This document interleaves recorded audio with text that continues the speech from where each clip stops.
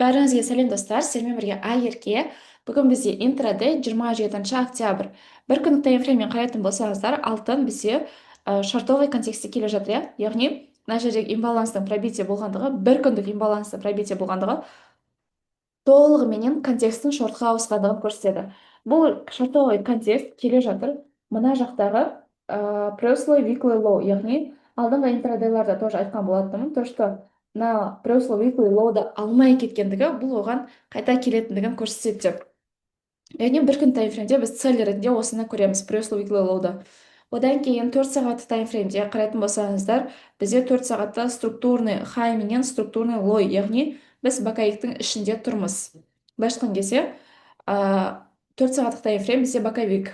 Одан кейін келесі 15 минутқа өтетін болсаңыздар, вот 15 минуттық таймфреймде 30 минуттан біз көре аламыз имбаланстарды, яғни біздің потенциальный точка входа ретінде осы имбалансты көре аламыз. Біреу, вот. Одан кейін міне осы екі имбаланс бізде точка входа ретінде болады смарт мани бойынша.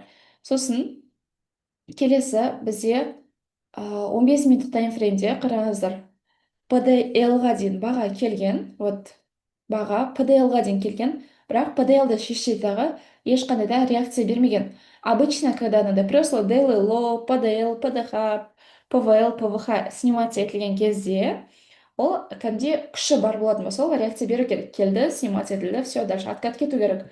То, что мына жерде қараңыздар, PDL-ді снятие жасаған, бірақ ешқандай да реакция жоқ, ол закрепилось. Бұл дальше мына келесі цель прошлый weekly low-ға, яғни алдыңғы аптаның минимумына баратындығын көрсетеді. Енді бұл прошлый weekly low-ға бізде по контрактам нақты точка входан айтуға болады. Ол бізде мына жерде тұр. Яғни осы жерге РТС-қа келгендігін күту керек бағаны. Бізде контракт осы жерде жүрген, и осы жер бізде нақты ұстап қалатын зона болып саналады. 74 пен 80-нің арасы сылы зона ретінде қарастыруға болады. И дальше мына жақта на продолжение шортқа қарастырасыздар.